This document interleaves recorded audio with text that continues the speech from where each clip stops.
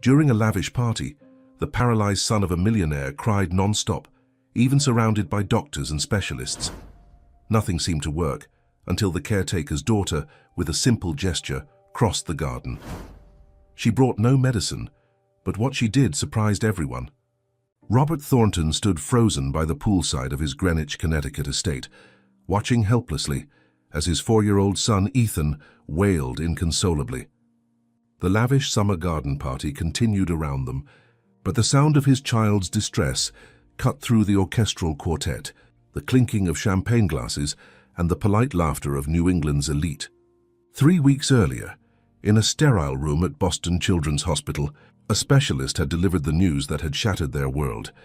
Ethan had been diagnosed with Emery-Dreifuss muscular dystrophy, a rare progressive condition with no known cure. Mr. Thornton, a waiter, approached tentatively. "The guests are asking if everything is all right." Robert's jaw tightened. As CEO of Thornton Stone and Marble, one of America's largest luxury construction material suppliers, he was accustomed to solving problems with money and influence. But his billions had proven useless against his son's condition. He dismissed the waiter with a wave. "It's fine, Catherine," he called to his wife, who was hurrying toward them in her designer gown. "We'll manage." Catherine Thornton's perfectly styled blonde hair swayed as she knelt beside her son, careful not to wrinkle her dress. "Ethan, sweetheart, please. Mummy's important friends are here." But Ethan only cried harder, his little body shaking. The boy had hardly stopped crying since the diagnosis. Despite transforming the east wing of their mansion into a state-of-the-art medical facility and flying in specialists from Switzerland, nothing calmed him. It was as if the child could sense the heaviness of his prognosis hanging over the family. Robert looked past the Olympic-sized pool to the sprawling gardens where caterers bustled and string lights twinkled against the approaching dusk. This party was meant to distract them, to create an illusion of normalcy. Instead, it only highlighted how fractured their perfect life had become. "Should I call Dr. Hoffman?" Catherine whispered, referring to the live-in physician they'd hired at an exorbitant salary. Before Robert could answer, a small figure darted across the manicured lawn, weaving between startled guests in expensive attire. Emma Hayes, the 7-year-old daughter of their groundskeeper, rushed toward Ethan with determined steps. Her simple sundress and untamed curls stood in stark contrast to the polished appearances surrounding her. "Emma!" John Hayes called after his daughter, emerging from the direction of the staff quarters, his weathered face flushed with embarrassment. "I'm so sorry, Mr. Thornton. She got away from me." But Robert barely heard him. He was transfixed by what was happening. Emma had plopped down on the travertine tile beside Ethan, seemingly oblivious to the social boundaries she was crossing. She pulled a slightly misshapen cookie from her pocket. "My mom made these," she said simply, offering it to Ethan. "They're chocolate chip with a secret ingredient, love." The entire party seemed to hold its breath. Ethan's sobs quieted as he studied the girl and her offering. After weeks of refusing specialized meals prepared by their private chef, he reached out with trembling fingers and accepted the cookie. "I know what it's like to be sad," Emma continued, her voice carrying in the sudden silence. "When I'm sad, my grandma tells me stories about brave knights and magical kingdoms where everyone gets better." To the astonishment of everyone watching, Ethan took a bite of the cookie. Then, like the sun breaking through storm clouds, a small smile appeared on his tear-stained face. "Would you like to hear a story?" Emma asked, and Ethan nodded. Catherine's expression shifted from shock to discomfort. "Robert," she hissed, "the groundskeeper's daughter is not appropriate company for—" "Look at him, Catherine," Robert interrupted, his voice thick with emotion. For the first time in weeks, their son wasn't crying. As Emma launched into a tale about a boy who discovered he could talk to animals, Ethan's attention remained fixed on her. The girl gestured wildly, her expressive face bringing the story to life. When she reached a particularly exciting part, Ethan actually giggled, a sound Robert had feared he might never hear again. The garden party resumed around them, but now with curious glances and whispered observations. Robert noticed several of Catherine's socialite friends exchanging disapproving looks, but he couldn't bring himself to care. His son was smiling. John Hayes approached cautiously. "I can take her back to our cottage, sir." "No," Robert said firmly. "Let them be." In the following days, Emma became a regular visitor to the mansion. Catherine initially objected, citing concerns about appropriate playmates and unnecessary exposure to germs, but Robert stood firm. Every afternoon, Emma would arrive with simple toys, drawings, or stories from her grandmother. Unlike the team of child psychologists and specialists who treated Ethan with clinical caution, Emma approached him as just another child. She didn't tiptoe around him or speak in the hushed tones that had become common in their household. She challenged him to crawl after her, to reach for toys, to laugh. "I don't understand it," Dr. Hoffman admitted 2 weeks later during their daily briefing. "His mood has improved dramatically, and we're seeing marginally better results in his physical therapy sessions." "It's the Hayes girl," Robert said, watching through the window as Emma taught Ethan to fold a simple origami bird in the garden. "Well, emotional well-being certainly impacts physiological responses," the doctor acknowledged. "Children who feel secure and happy often demonstrate better outcomes, regardless of their condition." Catherine remained skeptical, particularly when John and Maria Hayes declined Robert's offer of financial compensation for their daughter's time. "We don't want your money, Mr. Thornton," John had said with quiet dignity. "Emma adores your son. This isn't a job to her." As summer progressed, a transformation swept through the Thornton mansion. Laughter echoed down marble hallways that had previously felt like hospital corridors. Emma's visits expanded from afternoons to full days, with the children playing throughout the house. Catherine, despite her initial resistance, found herself drawn to the warmth that had returned to their home. One rainy afternoon, Robert discovered his wife sitting cross-legged on the floor of Ethan's playroom, learning origami alongside the children. The sight of her designer clothes rumpled, her perfect hair falling loose around her shoulders as she laughed at her clumsy attempts to fold paper, touched something deep within him. "I never thought I'd see that again," he confided to Maria Hayes later that day when she came to collect Emma.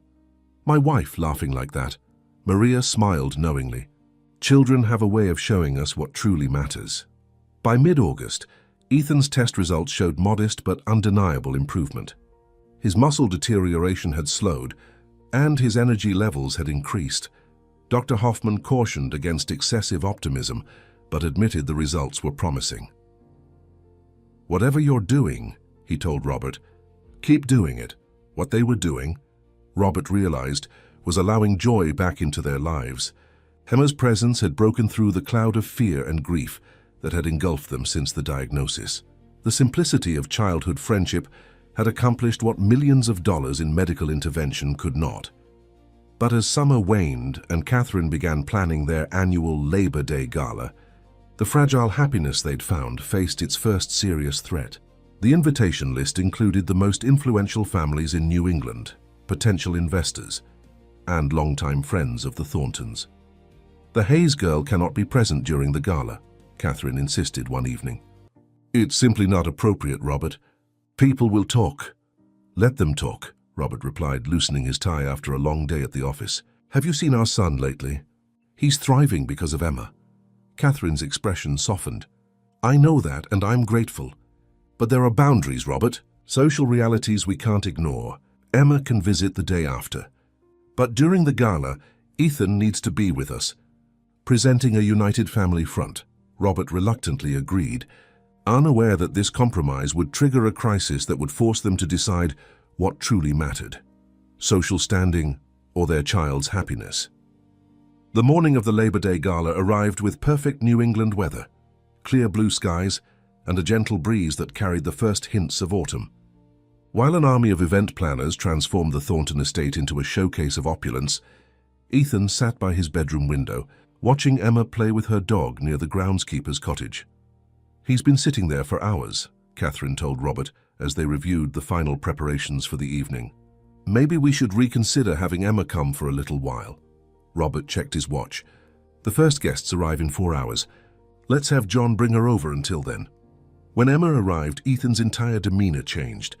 His shoulders straightened, his eyes brightened, and he pulled her by the hand to show her his newest toys, expensive gadgets that paled in comparison to the simple pleasures they created together. "My grandma taught me a new story," Emma announced, settling cross-legged on the carpet. "It's about a prince who everyone thought was weak, but he had special powers inside that nobody knew about. Catherine, standing in the doorway, watched as her son listened with rapt attention. Over the past weeks, she'd begun to see Emma differently. The girl possessed an emotional intelligence that belied her age and background. She spoke to Ethan with natural compassion, but never pity, something even the most educated adults in their circle seemed incapable of managing. "Mrs. Thornton." Maria Hayes appeared beside her, carrying a small container. "I brought some of those cookies Ethan likes." Catherine nodded gratefully, noticing how the housekeeper's daughter had the same warm brown eyes as her mother. "Thank you, Maria, and thank you for sharing Emma with us. She's been quite remarkable with Ethan." Maria's smile was tinged with pride. "She has her father's kindness and my mother's storytelling gift. We may not have much, but we've always had love and stories." The simple statement lingered with Catherine as she finished preparing for the gala. She found herself thinking about the Hayes family's modest cottage compared to their 15,000-square-foot mansion. The Hayes had little in terms of material wealth, yet they possessed a richness of spirit that had been absent in the Thornton household until Emma's arrival. By late afternoon, Catherine approached the children with reluctance. "Emma, sweetheart, it's time for you to go home. We're having a special party tonight." Ethan's face fell immediately. "No, I want Emma to stay for the party." "She can't, darling. This is a grown-up event," Catherine explained, avoiding Emma's understanding gaze. "Then I don't want to go either," Ethan declared, his lower lip trembling dangerously. Robert appeared in the doorway, handsome in his tuxedo. "Buddy, it's just for one evening. Emma will be back tomorrow." But Ethan was inconsolable. As Emma was led away by her father, the boys' cries escalated to a level they hadn't heard since before her first visit. Catherine exchanged a worried look with Robert as Dr. Hoffman was summoned to administer a mild sedative, something they hadn't needed in weeks. "This is exactly why we need proper boundaries," whispered Margaret Whitmore, chairman of the hospital board and Catherine's oldest friend. When she arrived early and witnessed Ethan's distress, "Children from different backgrounds may mean well, but they don't understand our way of life." Catherine nodded absently, but Margaret's words rang hollow. As the evening progressed and she moved through the crowd of New England's elite, Catherine found herself viewing her social circle through new eyes. The conversations seemed shallow, the concerns trivial compared to her son's happiness. From across the grand ballroom, she caught sight of Robert engaged in deep conversation with Dr. James Fitzgerald, a leading researcher in muscular dystrophy from Johns Hopkins. "The emotional component of treatment is critically undervalued," the doctor was saying. "I've seen cases where the trajectory of degenerative conditions changed dramatically based on the patient's psychological state." "That's exactly what we're experiencing," Robert replied eagerly. "Since Emma, our groundskeeper's daughter, began spending time with Ethan, his clinical markers have improved. It defies conventional medical explanation." Catherine noticed Margaret and several other socialites exchanging glances nearby. By morning, the story of the Thorntons allowing their son to fraternize with the Help would be circulating through Greenwich's elite circles. Upstairs, Ethan lay in his bed, sedated but restless. When Catherine checked on him during a brief escape from her hosting duties, she found him clutching a paper crane Emma had made for him. The sight pierced her heart. What good was social standing if her child was miserable? The gala concluded just after midnight, with the last guests departing in a fleet of luxury cars. Catherine found Robert in his study, nursing a glass of scotch. "That was a success," he said wearily. "Fitzgerald is interested in Ethan's case, and the foundation raised nearly $2 million tonight." Catherine sat beside him, kicking off her painful heels. "But at what cost? Our son cried himself to sleep because we wouldn't allow his only friend to stay." Robert set down his glass. "Catherine, you were the one who insisted Emma couldn't attend." "I know," she admitted, "and I'm beginning to think I was wrong." The next morning brought another challenge. Ethan, still upset from the previous evening, refused to eat breakfast or participate in his physical therapy. He sat sullenly by the window, waiting for Emma, who was uncharacteristically late. When John Hayes finally appeared at the service entrance, his expression was apologetic. "Emma won't be coming today, Mr. Thornton. She's upset. She thinks she did something wrong that you don't want her here anymore." Robert felt a surge of guilt. "That's not true at all. Please, bring her. Ethan needs her." "With respect, sir, Emma needs some time too. She cried all night thinking she'd hurt Ethan somehow." John shifted uncomfortably. "Children understand more than we give them credit for. She knows she was sent away because of who she is." The words landed like a physical blow. Robert spent the day distracted at work. While at home, Catherine watched Ethan deteriorate without Emma's presence. By evening, they reached a decision together. "Social expectations be damned," Robert declared. "Our son's happiness comes first." The following morning, Robert and Catherine personally visited the Hayes cottage, a charming but modest home on the edge of their property. Maria opened the door, surprised to find her employers standing on her porch.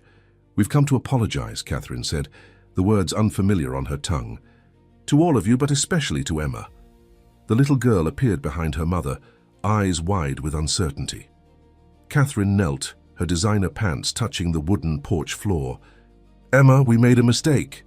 Ethan misses you terribly, and we miss you too. You've brought something special into our home, something all our money couldn't buy."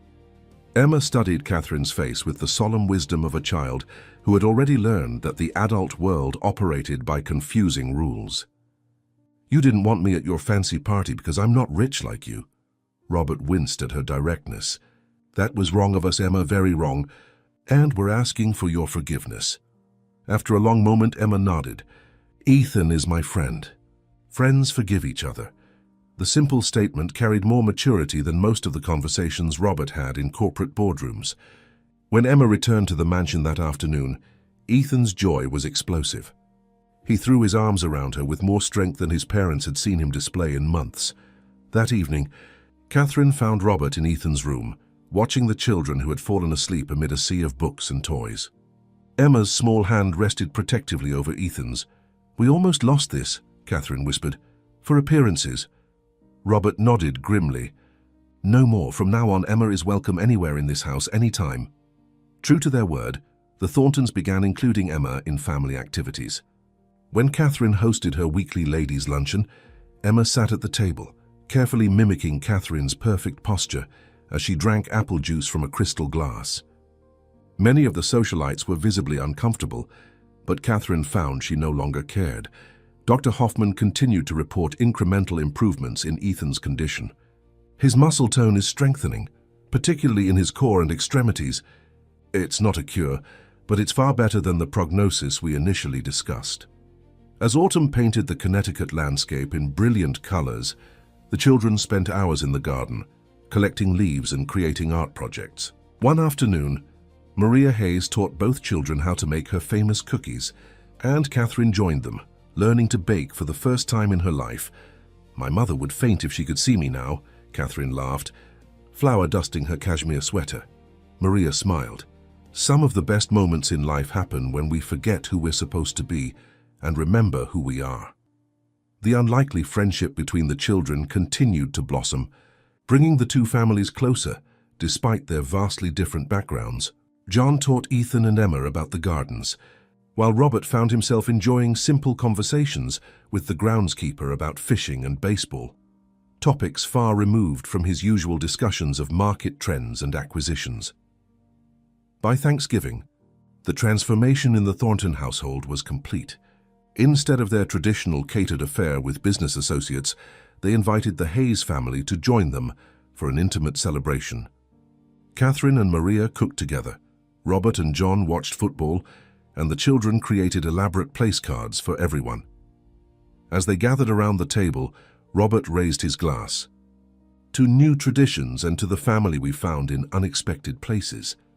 Across town, however, the Greenwich social circle Catherine had once dominated buzzed with disapproval. Margaret Whitmore, in particular, viewed the Thorntons' embrace of their staff as a personal affront to the social order. As December approached with its flurry of holiday events, she began orchestrating a plan to remind the Thorntons of their place in society and the Hayes family of theirs. The annual Greenwich Winter Charity Ball was the crown jewel of the holiday social season.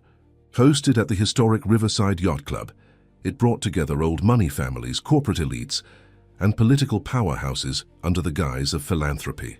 This year, Margaret Whitmore had ensured her position as chairwoman, giving her control over every aspect of the prestigious event, including the guest list. "Of course we'll attend," Catherine told Robert as she reviewed the embossed invitation. "We've been major donors for years, and it benefits Boston Children's Hospital, where Ethan receives treatment." Robert nodded absently, watching through his study window as Emma and Ethan built a snowman in the garden. The first heavy snow of December had transformed their estate into a winter wonderland, and the children's laughter carried through the crisp air. "Will Dr. Fitzgerald be there?" he asked, referring to the Johns Hopkins specialist who had shown interest in Ethan's case. "Yes, along with several other researchers we should connect with," Catherine replied. "We should bring Ethan. It would be good for these doctors to see his progress firsthand." What Catherine didn't mention was the conversation she'd had with Margaret the previous day, a carefully orchestrated guilt trip about Ethan missing important social connections with children of his own background. Despite her growing comfort with the Hayes family, Catherine still harbored lingering concerns about Ethan's future in their exclusive social circle. The night of the ball arrived with a fresh snowfall. Catherine had selected a custom midnight blue gown for the occasion, while Robert and Ethan wore matching tuxedos.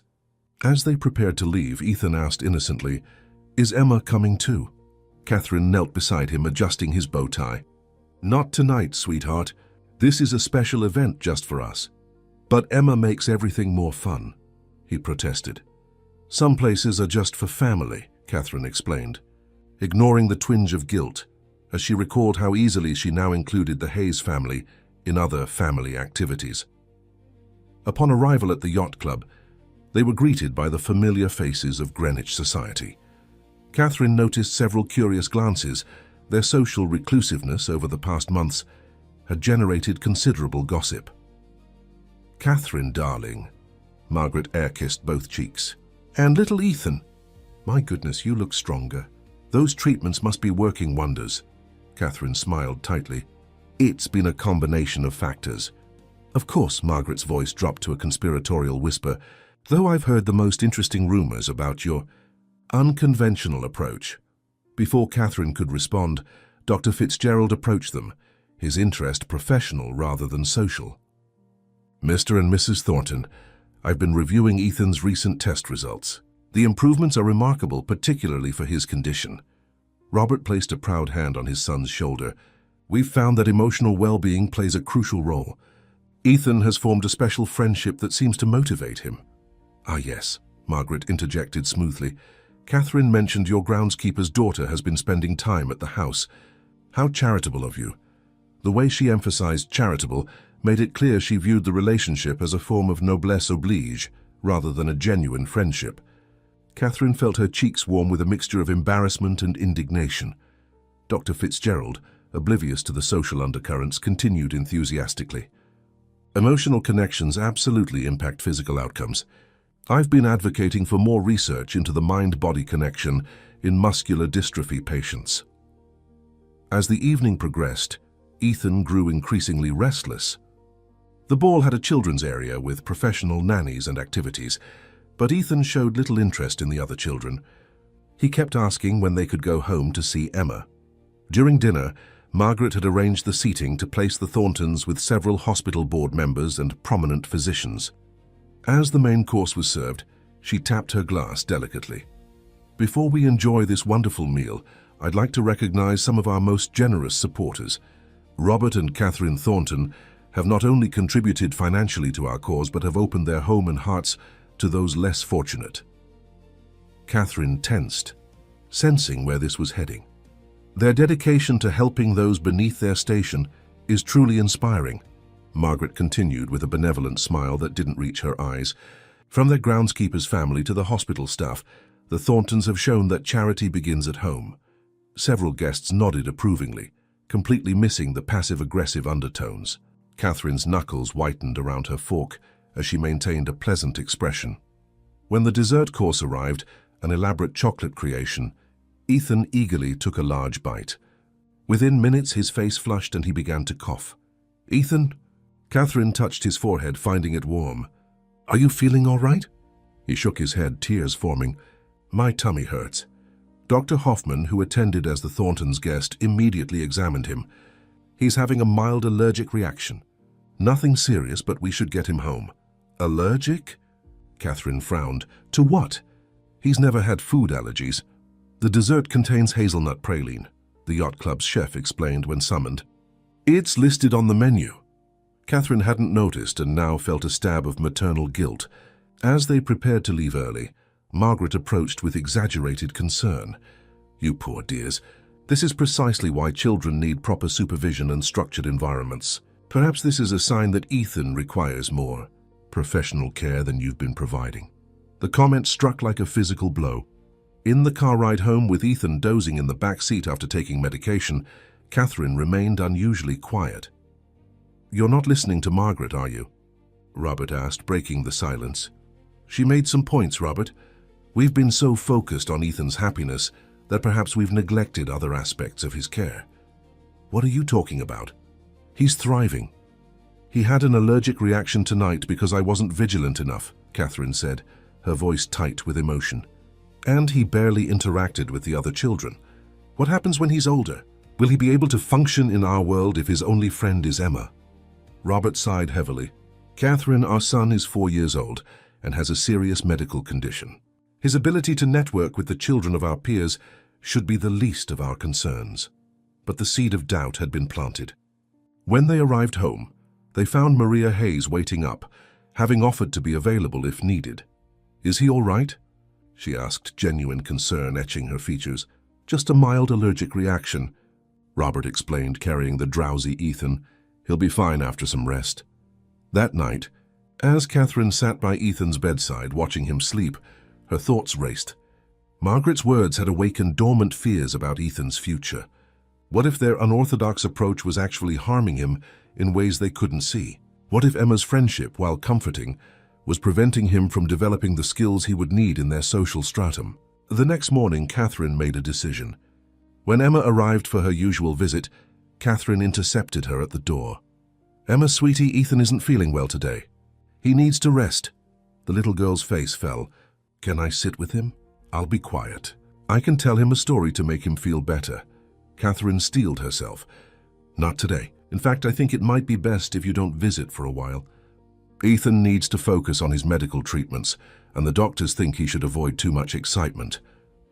It was a lie, but Catherine convinced herself it was a necessary one. Emma's eyes filled with tears, and Catherine felt a sharp pang of guilt. Did I do something wrong? Emma asked in a small voice. No, darling. That's just what's best for Ethan right now. When John Hayes came to collect his daughter later, his expression was one of quiet disappointment rather than anger. Emma told me what happened, he said simply. It's nothing personal, Catherine began, but John raised a hand. Mrs. Thornton, we've worked for your family for nearly a decade. I've always respected your privacy and your choices. But those children have formed a bond that's helping your son. Whatever influenced this decision, I hope you'll reconsider. Catherine maintained her composure until she closed the door, then leaned against it, fighting back tears. When Robert learned what she had done, his reaction was explosive. You did what? Without discussing it with me? It's for his own good, Catherine insisted. We need to create more structure, more focus on his medical care. His medical care has improved because of Emma. Are you blind to what's happening here? Their argument was interrupted by the sound of Ethan crying from upstairs. When they reached his room, they found him by the window, watching the Hayes cottage with heart-wrenching sobs. I want Emma, he pleaded. Why can't she come play? Catherine tried to explain about needing rest and following doctor's orders, but Ethan saw through the excuses with a child's piercing clarity. You're lying. You sent Emma away because of the fancy party. The accuracy of his perceptions stunned Catherine. Over the following days, Ethan's condition noticeably deteriorated.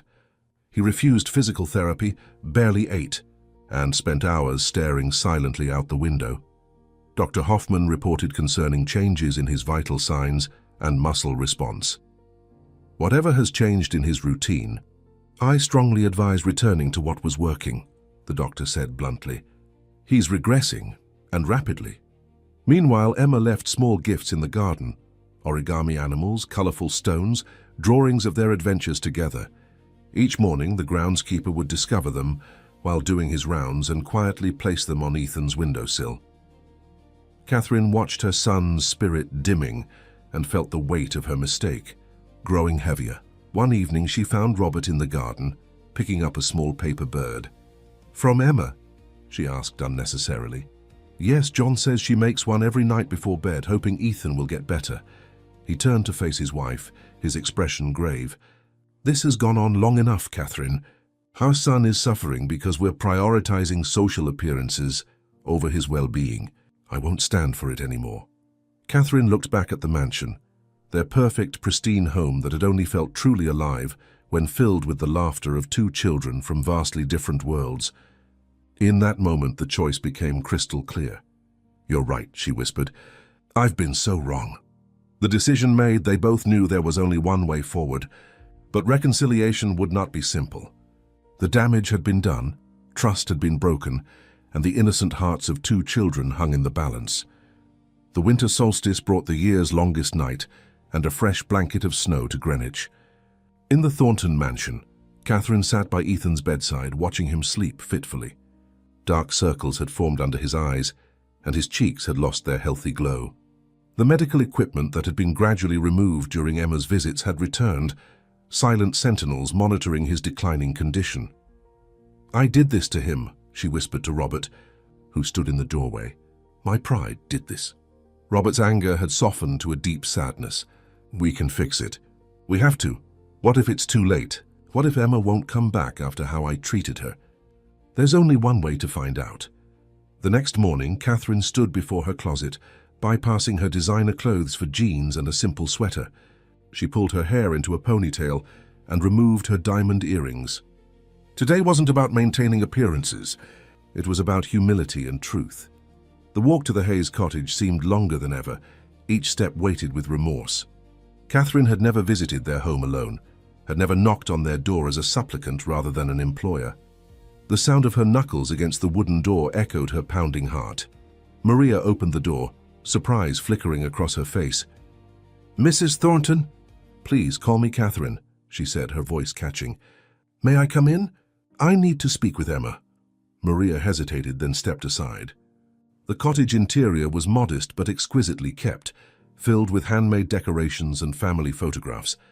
The scent of freshly baked bread permeated the air, creating a warmth that had nothing to do with the crackling fireplace. Emma sat at a small table, crafting another origami animal. She looked up, her expressive eyes wary. "Hello, Mrs. Thornton," she said formally, so unlike her usual cheerful greeting. Catherine knelt beside her chair, bringing herself to Emma's eye level. "Emma, I've come to apologize. I made a terrible mistake and I'm so sorry." Emma's hands stilled on the paper crane. "You said I couldn't see Ethan anymore. I was wrong. Very wrong. I was worried about things that don't matter. What other people think, what they say about us. But none of that is important compared to the friendship you and Ethan share." Maria watched from the kitchen doorway, her expression guarded yet hopeful. "Is Ethan okay?" Emma asked, concern overriding her hurt. Catherine's eyes filled with tears. "No, sweetheart, he's not. He misses you terribly. He's not doing his exercises, not eating well. The doctors say he's getting worse again." Emma's lower lip trembled. "I've been making him presents every day. Daddy puts them on his window." "I know. They're beautiful and Ethan treasures them." Catherine reached for Emma's small hands. "Emma, would you please come back to visit Ethan? Not because I'm asking, but because he needs you. We all do." Emma looked to her mother, seeking guidance. Maria nodded almost imperceptibly. "Will you make me leave again if your fancy friends come?" Emma asked with direct simplicity. The question cut Catherine to the core. "No, never again. You will always be welcome in our home no matter who is there. In fact," she took a deep breath, "I'd like to invite your whole family to live in the main house with us if you're willing. There's so much space and we've come to think of you as family." Maria stepped forward, surprised. "Mrs. Thornton, Catherine, that's a significant offer." "It's not charity," Catherine clarified quickly. "It's recognition of what truly matters. Our families are connected now through the children. And Ethan needs Emma close by."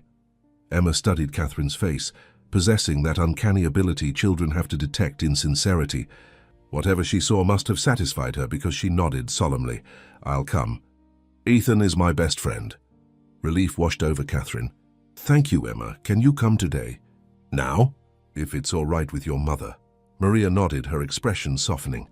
"Let me help you gather your things, Emma." As Emma collected her drawings and origami creations, Catherine approached Maria.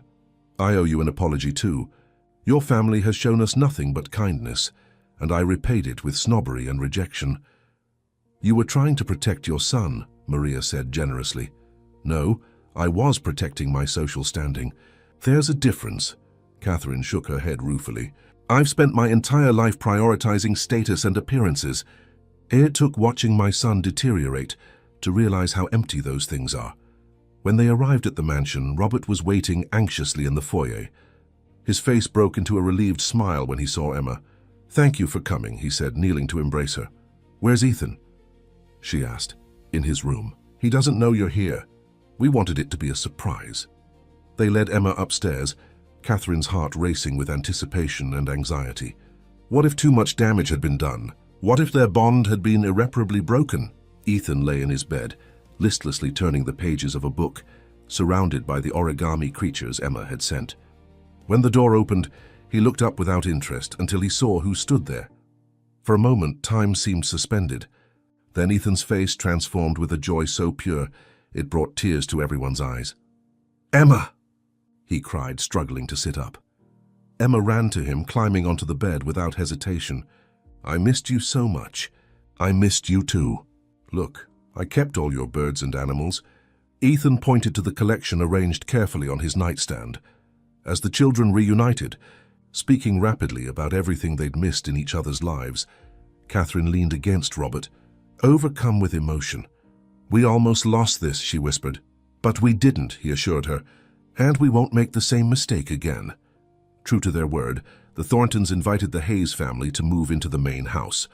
John and Maria initially hesitated, concerned about crossing the employer-employee boundary, but Robert assured them their positions would remain secure regardless of their decision. "This isn't about work," he explained. "It's about what's best for both families." Eventually, the Hayes agreed to a compromise. They would move into the spacious guest house adjacent to the main residence, maintaining some independence while allowing the children constant access to each other. The effect on Ethan was immediate and dramatic. Within days, his appetite returned. He began participating enthusiastically in physical therapy, especially when Emma joined in, turning exercises into games. His color improved, his laughter returned, and most significantly, his medical readings began showing positive changes once again. "It's remarkable," Dr. Hoffman commented during his weekly assessment. "His muscle response has improved by 15% since Emma's return. I can't explain it medically, but I can't deny the results either." Robert nodded thoughtfully. Sometimes the most powerful medicine isn't found in a laboratory. As Christmas approached, the Thornton mansion transformed. Instead of the usual professional decorators creating a picture-perfect display, the two families worked together, hanging homemade ornaments alongside priceless heirlooms. Maria taught Catherine traditional recipes, while John and Robert spent evenings by the fire, discussing everything from sports to philosophy. The holiday party that year was unlike any the Thorntons had hosted before. Instead of Greenwich's elite, they invited hospital staff, physical therapists, researchers, and other families dealing with muscular dystrophy. Children of all abilities played together in the ballroom, which had been transformed into a winter wonderland. Margaret Whitmore, hearing about the event through the grapevine, arrived uninvited, ostensibly to deliver a donation. "Catherine," she said, taking in the diverse gathering with poorly concealed disapproval. "How charitable of you to open your home like this." Catherine smiled genuinely. "It's not charity, Margaret. It's joy. Something I've only recently rediscovered." As Margaret opened her mouth to respond, Emma appeared, tugging Catherine's hand. "Catherine, Ethan wants to show everyone our dance." "We've been practicing." "Excuse me, Margaret. Duty calls." With a polite nod, Catherine allowed herself to be led away by the child who had changed everything. In the center of the ballroom, Ethan stood waiting, his posture straighter than it had been in months. When the music began, a simple Christmas carol, the two children performed a sweet, somewhat clumsy dance they had choreographed themselves. Ethan's movements were still limited by his condition, but he moved with a confidence that brought tears to the eyes of medical professionals who understood the significance. Margaret watched from the periphery, her expression shifting from disdain to thoughtfulness as she observed the obvious improvement in Ethan's condition and the genuine happiness radiating from Catherine. Later that evening, after the guests had departed and the children had fallen asleep side by side beneath the Christmas tree, Robert found Catherine gazing at them. "Penny for your thoughts," he said, handing her a glass of wine. "I was just thinking about how close we came to losing everything that matters." She leaned against him. "All because I couldn't see past status and social expectations. We both made mistakes," he acknowledged. "But what matters is that we corrected them before it was too late." Catherine nodded, watching the steady rise and fall of Ethan's chest as he slept. "The doctors are amazed by his progress. Dr. Fitzgerald called it a medical anomaly. I call it a miracle," Robert said simply. "The miracle of friendship." As the new year approached, the blended household settled into a comfortable rhythm. The children spent their days together, learning and playing, while the adults discovered unexpected commonalities and new perspectives. Catherine found herself enjoying Maria's cooking lessons more than her previous charity board meetings, while Robert and John bonded over weekend fishing trips. The transformation in their lives extended beyond the personal. Robert began researching cases similar to Ethan's, where emotional well-being seemed to impact physical outcomes. He established a foundation dedicated to exploring the connection between psychological health and muscular dystrophy treatment, with Dr. Fitzgerald as the lead researcher. "We're onto something revolutionary here," Robert told Catherine one evening. "A holistic approach that considers the whole child, not just the disease." Catherine agreed, watching from the window as Emma taught Ethan to make snow angels in the garden. "They're teaching us as much as we're teaching them." But as winter melted into spring, bringing new growth and possibilities, an unexpected challenge would test their newfound unity and force them to confront the limits of conventional medicine. The reconciliation had brought healing, but the journey was far from over. Spring arrived in Connecticut with a riot of color and renewal. Cherry blossoms dotted the Thornton estate's extensive grounds, and beds of tulips created rainbow pathways through the gardens. The changing season brought new energy to Ethan, who had continued to defy medical expectations. Under Emma's constant companionship, he progressed from hesitant steps to more confident movement, even managing short bursts of running across the lawn. "I've never seen anything like it," Dr. Hoffman admitted during his monthly assessment. "His muscular deterioration hasn't just slowed. In some areas, we're seeing regeneration of tissue that should be impossible with his condition." Robert leaned forward eagerly. "What does that mean for his prognosis?" The doctor chose his words carefully. "I don't want to create false hope, but if this trend continues, we may need to reconsider the timeline we originally discussed. He's responding to therapy at an unprecedented rate." Catherine squeezed Robert's hand, both of them fighting back tears of cautious optimism. They had learned not to take anything for granted, to treasure each moment of improvement as the gift it was. Life in the expanded household had settled into a pleasant rhythm. John Hayes had taken charge of the entire estate's grounds, implementing sustainable gardening practices that transformed the manicured landscape into something more natural and vibrant. Maria split her time between managing the household staff and pursuing her newfound passion for nutritional cooking, developing recipes specifically designed to support Ethan's muscle development. Catherine had undergone perhaps the most dramatic transformation. The society matron who once obsessed over place settings and guest lists now spent her mornings volunteering at a local children's hospital, reading stories to patients and organizing art therapy sessions inspired by Emma's creative approach with Ethan. "Mrs. Thornton," a nurse commented one day, "you have such a natural way with these children. Have you considered getting certified in child life services?"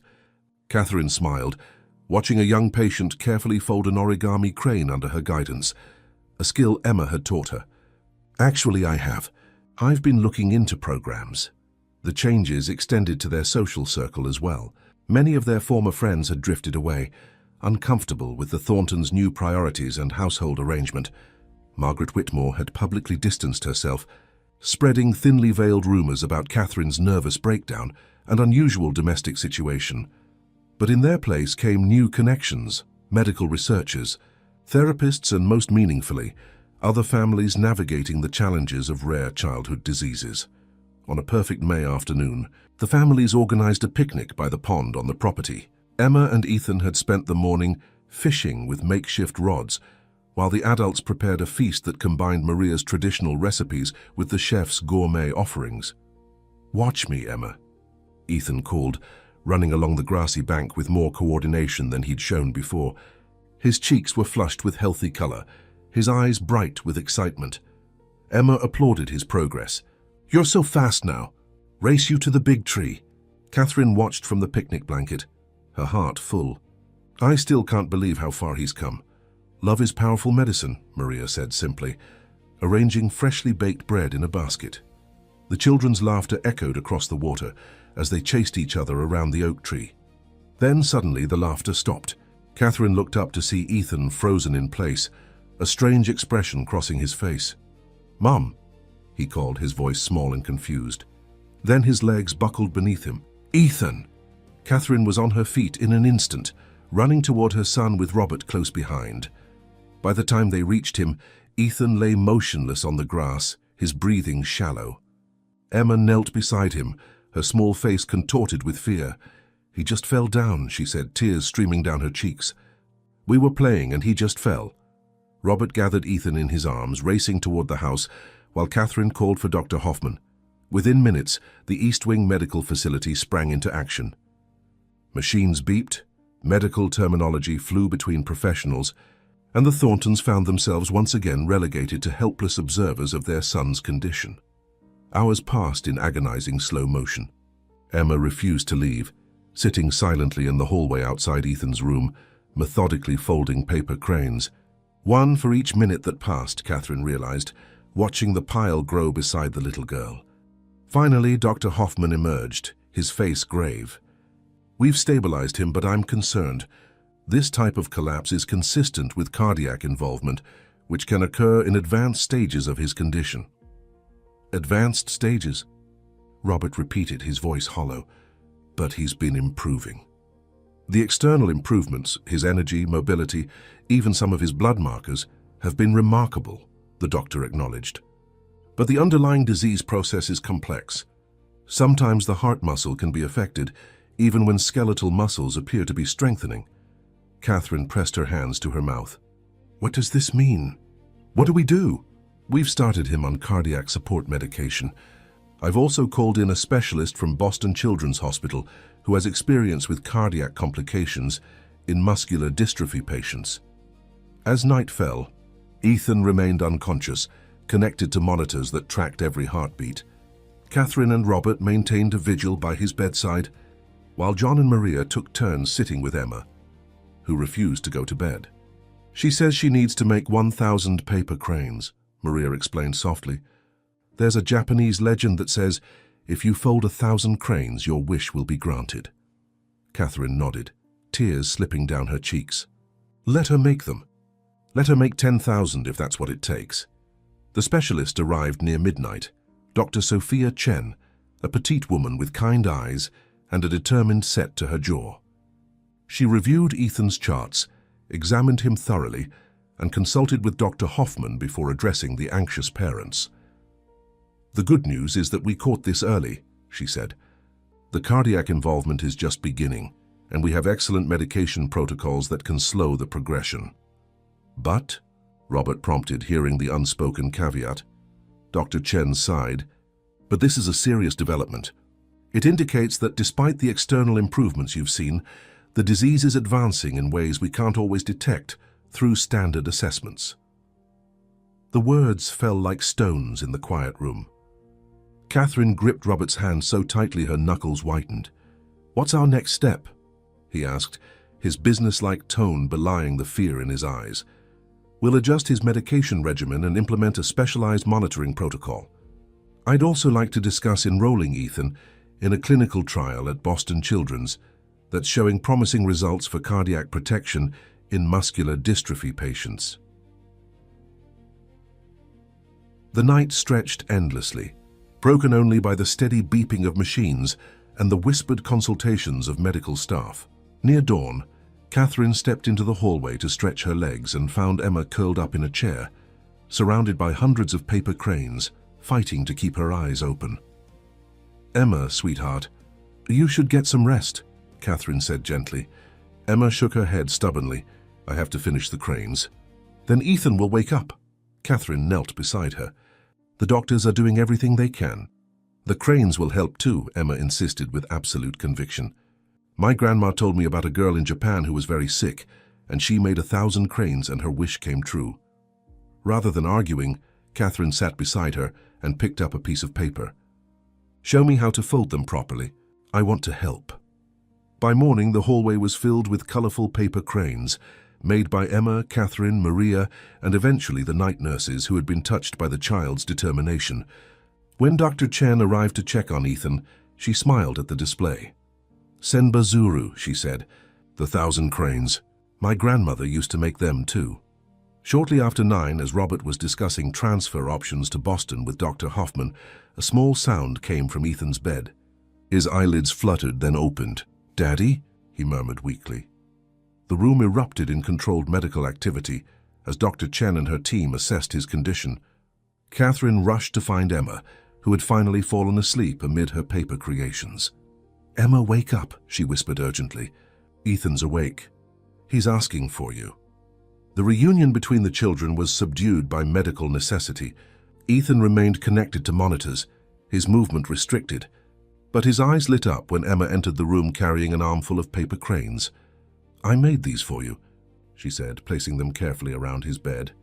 "They're magic," Ethan smiled weakly. "They look like they're flying." "They're carrying our wishes," Emma explained seriously, "so you can get better and we can play again." Over the following days, Ethan's condition stabilized. The cardiac medication seemed to be working, and his vital signs improved steadily. Dr. Chen, impressed by his resilience, delayed the transfer to Boston in favor of continued monitoring at home. "Whatever you're doing here," she told Robert privately, "there's something special about it. His response rate is exceeding our models." One evening, as Ethan slept peacefully and the adults gathered in the kitchen for a late dinner, Dr. Chen joined them, curious about the unusual household. "I've been working with muscular dystrophy patients for 15 years, she said, accepting a cup of tea from Maria. "And I've never seen a support system quite like this one." Robert smiled tiredly. "It wasn't planned. It evolved naturally. That's often how the best healing environments develop," Dr. Chen observed. "Medicine is beginning to recognize what many cultures have always known, that healing is holistic. Physical, emotional, spiritual, they're all connected." Catherine looked thoughtfully toward the east wing where her son slept, surrounded by paper cranes and with Emma curled up in a chair beside him, having refused to return to her own bed. "Do you believe in miracles, Dr. Chen?" she asked suddenly. The doctor considered the question carefully. "I believe in science and medicine, but I've also witnessed recoveries that defy explanation, outcomes that exceed every statistical probability." She smiled. "Perhaps miracles are just scientific principles we haven't discovered yet." As May turned to June, Ethan's strength gradually returned. The terrifying cardiac episode had left its mark. A new medication regimen, more frequent monitoring, and a subdued energy that slowly brightened as the days passed. But it had also crystallized something important for the Thorntons. "We need to do more," Robert told Catherine one evening as they watched the children playing a board game. Ethan's movements were more careful now, his exuberance tempered by his close call, but his laughter remained genuine. "There are thousands of families facing what we faced, without our resources or support system." Catherine nodded, an idea that had been forming for months, finally solidifying into certainty. "I know exactly what we need to do." The summer solstice brought the year's longest day, bathing the Thornton estate in golden light that stretched into the evening hours. On the expansive back terrace, an unusual gathering had assembled. Doctors from Boston Children's Hospital, researchers from Johns Hopkins, architects, child life specialists, and families of children with rare muscular disorders. Robert stood before them, more comfortable in this role than he had been in years of corporate presentations. Thank you all for coming today. Catherine and I have invited you because each of you brings a unique perspective to a vision we believe could transform pediatric care for rare diseases. Catherine moved to stand beside her husband, the confident hostess replaced by a woman with purpose burning in her eyes. Our son's journey has taught us that medical treatment alone isn't enough. Healing happens in environments where children feel safe, loved, and engaged as whole beings, not just as patients. For the next hour, they outlined their proposal, a state-of-the-art pediatric center dedicated to rare muscular disorders, combining cutting-edge medical treatment with spaces designed specifically for children's emotional and psychological well-being. We're not just building another hospital wing, Robert explained, as digital renderings appeared on large screens. We're creating a healing community where medical care, family support, research, and quality of life converge. The architectural plans revealed a facility unlike any traditional medical building. Low-rise structures surrounded central courtyards filled with interactive gardens. Treatment rooms featured floor-to-ceiling windows overlooking natural landscapes. There were family apartments, communal kitchens, art studios, and play areas designed for children with varying mobility levels.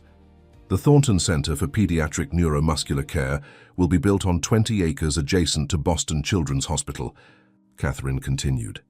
We've already secured the land and committed the initial funding of $75 million through our foundation. Dr. Fitzgerald leaned forward, intrigued. This is ambitious, but what makes it truly different from existing specialty wings? The integration of approaches, Robert replied, and these two consultants. On cue, Ethan and Emma entered the terrace holding hands. At 5 and 8 years old, respectively, they had become inseparable partners in Ethan's ongoing recovery.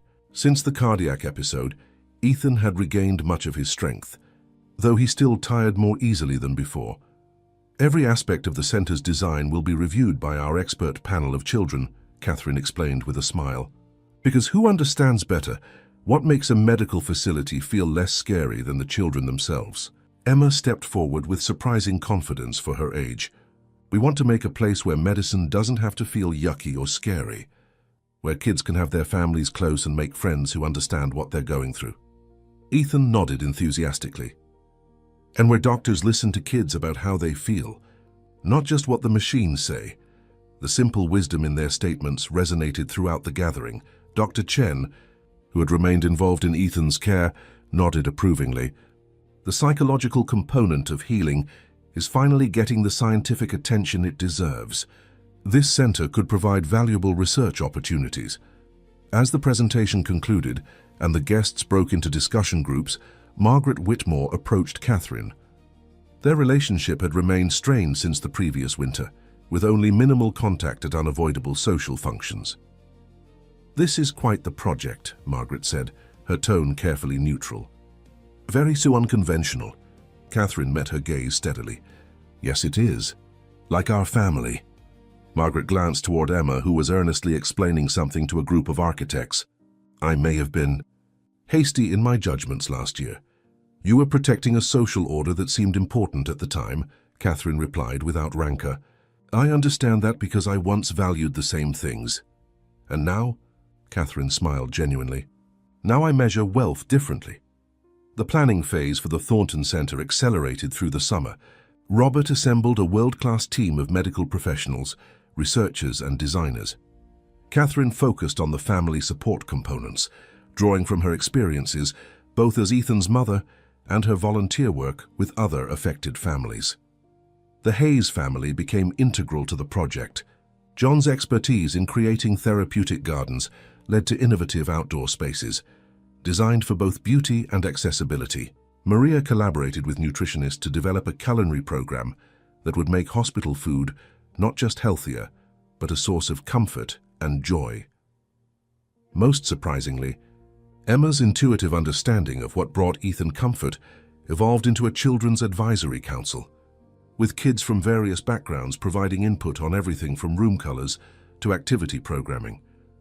It's remarkable, Dr. Chen commented one afternoon, watching Emma lead a focus group of young patients. She has a natural gift for this work. She always has, Catherine agreed. We just needed to recognize it. By September, ground had been broken on the Boston site. The ceremonial first shovel was turned not by the Thorntons or hospital administrators, but by Ethan and Emma together, their small hands gripping the handle as cameras flashed. "This is for all the kids like me," Ethan said into the microphone, his voice clear and confident, "and for the friends like Emma who help us get better." The project garnered national attention, with medical journals and major news outlets covering the innovative approach. Robert was invited to speak at healthcare conferences, while Catherine found herself advocating on Capitol Hill for increased research funding for rare pediatric diseases. "Mrs. Thornton," a senator asked during one hearing, "what motivated your family to commit such substantial resources to this cause?" Catherine's answer was simple. When conventional wisdom told us to prepare for the worst, unconventional wisdom showed us how to hope for the best. Every family deserves that chance. The autumn brought new challenges to the expanded household. Emma started third grade at Greenwich Academy, a prestigious private school that had once been the exclusive domain of families like the Thorntons. Her enrollment had raised eyebrows, but her academic performance and natural charisma quickly won over teachers and classmates alike. Ethan, now 5, began a modified kindergarten program at home, with a specialized teacher coming to the mansion 3 days a week. The other 2 days, he attended a progressive preschool for short periods, gradually increasing his time in a traditional classroom setting. His stamina is improving steadily. Dr. Hoffman reported during the monthly assessment that had become routine. And cognitively, he's operating above grade level in most areas. "That's Emma's influence," Robert said proudly. "She reads to him constantly, teaches him everything she learns at school." One crisp October evening, Catherine found Emma sitting alone on a bench in the garden, her expression unusually serious. "Everything okay, sweetheart?" Catherine asked, sitting beside her. Emma looked up, her eyes troubled. "Olivia Wallace said something at school today." Catherine's heart sank. Olivia was the daughter of one of Greenwich's oldest families, and Margaret Whitmore's niece. "What did she say?" "She said I only got into Greenwich Academy because you feel sorry for me. That I'm your charity project." Emma's voice was steady, but her hands fidgeted with the hem of her sweater. "That you and Mr. Thornton are only being nice to us because of what happened to Ethan." Catherine took a deep breath, choosing her words carefully. "Emma, look at me." When the child's eyes met hers, she continued, "When you first came into our lives, we were the ones who needed help, not you. Ethan was suffering, and nothing we tried was working. You saved him with your kindness and friendship. If anyone should feel grateful in this relationship, it's us." "Really?" "Really. And you got into Greenwich Academy because you're brilliant and talented. Your test scores were exceptional." Emma considered this, then asked the question that clearly weighed most heavily on her mind. "If Ethan gets completely better, will you still want us around?" The innocent query pierced Catherine's heart. "Emma Hayes, you and your parents have become our family. Not employees, not charity cases, family. Nothing could ever change that." The child nodded, seemingly satisfied, but the conversation stayed with Catherine. Later that night, she discussed it with Robert and the Hayes parents over dinner after the children had gone to bed. "It was bound to happen," John said pragmatically. "Kids pick up on class differences early." "This arrangement is unusual," Maria acknowledged. "People talk and children repeat what they hear at home." Robert's expression darkened. "This is exactly the kind of narrow-minded nonsense we're trying to change with the center. The idea that kindness must have ulterior motives. We need to make something official," Catherine said suddenly. "A legal arrangement that formalizes our relationship." The others looked at her questioningly. "I've been thinking about this for a while," she continued. "What if we created a family trust that includes all of us? Not as employer-employee, but as true partners. John and Maria's expertise is as valuable to the center as our financial contribution." "That's quite significant," John said carefully. "It's what's right," Robert affirmed, understanding his wife's intention immediately. "Your daughter saved our son's life. There's no employment contract that covers that." The discussion continued late into the night, addressing practical concerns and emotional complexities. By morning, the framework of a new arrangement had taken shape, one that would secure the Hayes family's future while respecting their dignity and independence. As the year progressed and winter approached once again, The Thornton Center construction advanced ahead of schedule. The first phase, an outpatient clinic and research facility, was slated to open in the spring. Families had already begun applying for the residential program that would follow. Meanwhile, Ethan continued to defy medical expectations. His cardiac function stabilized, his muscle tone improved, and his energy levels increased. Dr. Chen, during her quarterly assessment, found herself revising his prognosis yet again. "I've consulted with colleagues around the world," she told the parents. "No one has seen this pattern of improvement in this specific form of muscular dystrophy. We are documenting everything for peer review." "What does it mean?" Catherine asked, hopeful yet cautious. "It means we're witnessing something unprecedented," the doctor replied. "Whether it's the specific combination of treatments, his unique genetic profile, or the extraordinary emotional support system you've created, or most likely, all three together. Ethan is writing a new chapter in our understanding of this disease." Robert squeezed Catherine's hand. "So he could lead a normal life. I believe he has a very good chance at a much longer, more active life than we initially projected," Dr. Chen confirmed. "But I want to emphasize that what you've created here, this integrated approach to his care, must continue. It's clearly working." That evening, a light snow began falling over Greenwich, the first of the season. The families gathered in the great room, where a fire roared in the massive stone fireplace. The children, exhausted from an afternoon of winter crafts, had fallen asleep on the oversized sectional sofa, Ethan's head resting on Emma's shoulder, their hands still loosely clasped. "Look at them," Maria said softly. "So peaceful." "They've been through so much," Catherine mused, "more than children should have to endure." "But they've thrived because of it, not despite it," John observed. "They understand things about life and friendship that most adults never grasp." Robert stood by the window, watching the snow transform their world into a glistening wonderland. "We're approaching the anniversary of when everything changed," he said reflectively. "1 year since that garden party when Emma first appeared in our lives. It feels like a lifetime ago," Catherine said. "I barely recognized the woman I was then." As they spoke, a plan began forming, a way to honor the journey they had shared and the future they were building together. A celebration not of wealth or status, but of healing, friendship, and the unexpected family they had formed across boundaries of class and circumstance.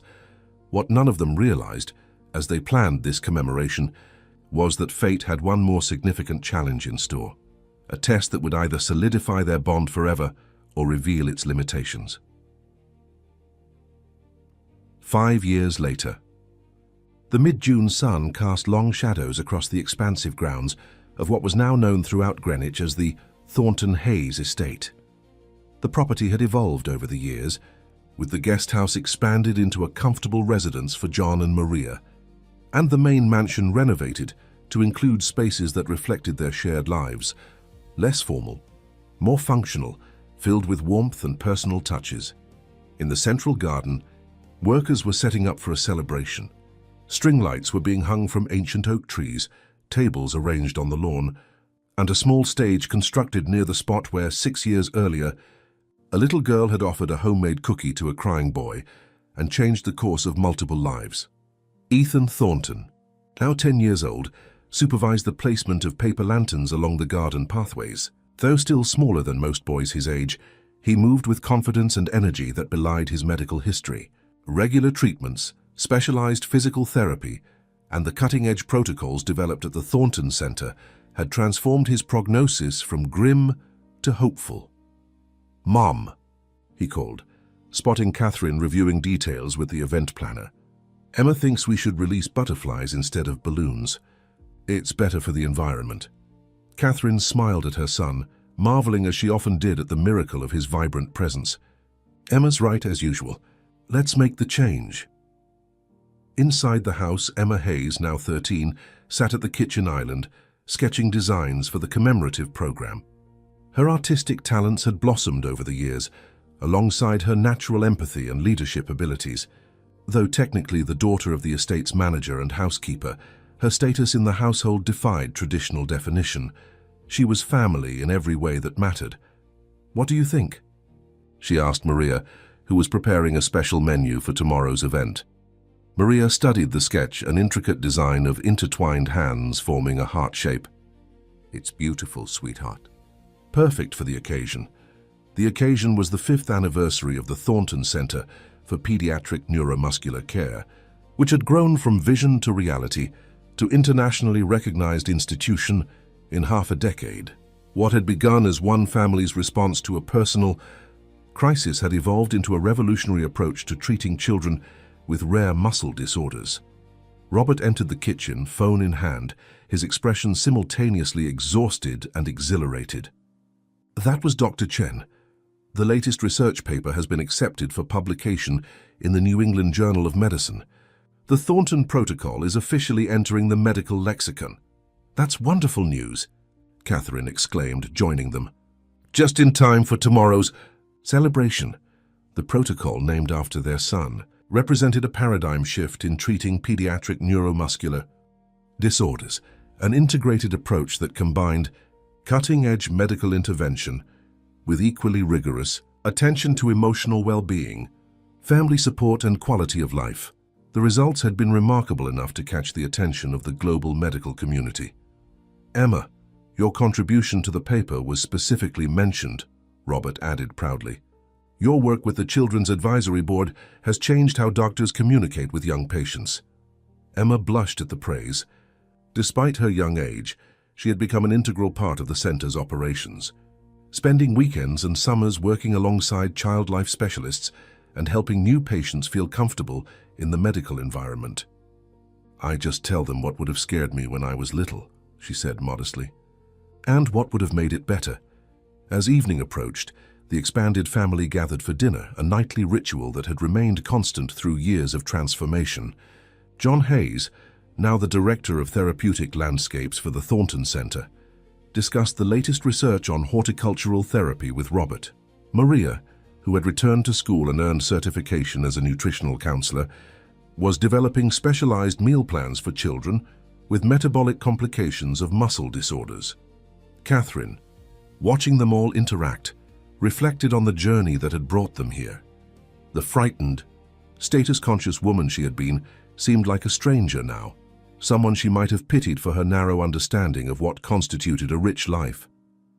"Are you ready for your speech tomorrow?" Robert asked her as they cleared the dinner dishes together, another change from their previous life of household staff handling every domestic task. "Almost," she replied. "There's so much to say, yet words seem inadequate." "Just speak from your heart," he advised. "That's what you do best now." Later that night, after the children had gone to bed, the adults gathered on the terrace, sharing a bottle of wine under the stars. The conversation turned to the upcoming celebration and the hundreds of guests expected. Medical professionals, patient families, donors, and community supporters. Margaret Whitmore RSVP'd, Catherine mentioned casually. "That was unexpected." "People change," Maria said generously. "Some just take longer than others." John raised his glass. "To second chances and new beginnings. And to whatever comes next," Robert added with a meaningful glance at his wife. The whatever comes next was a significant expansion of the Thornton Center, a new research wing dedicated exclusively to developing gene therapies for rare muscular disorders. The plans were nearly finalized, with groundbreaking scheduled for the fall. The following day dawned clear and perfect. By noon, the estate had transformed into a festival atmosphere. Children in wheelchairs raced along accessible paths through the gardens. Families who had bonded in hospital waiting rooms embraced like old friends. Medical professionals who had initially been skeptical of the Thornton approach mingled with its most ardent supporters. Near the refreshment tables, Ethan was surrounded by a group of younger children, all patients from the center. He demonstrated a series of stretching exercises that had been developed specifically for his condition, adapted to each child's abilities. "The secret is to do them every day, even when you don't feel like it," he explained with the seriousness of someone who had learned this lesson through experience. "And having a friend to remind you helps a lot." At that moment, Emma appeared with a tray of the special cookies that had become legendary in the center's family support program, Maria's recipe, now baked by various families as a symbol of the care that went beyond medical treatment.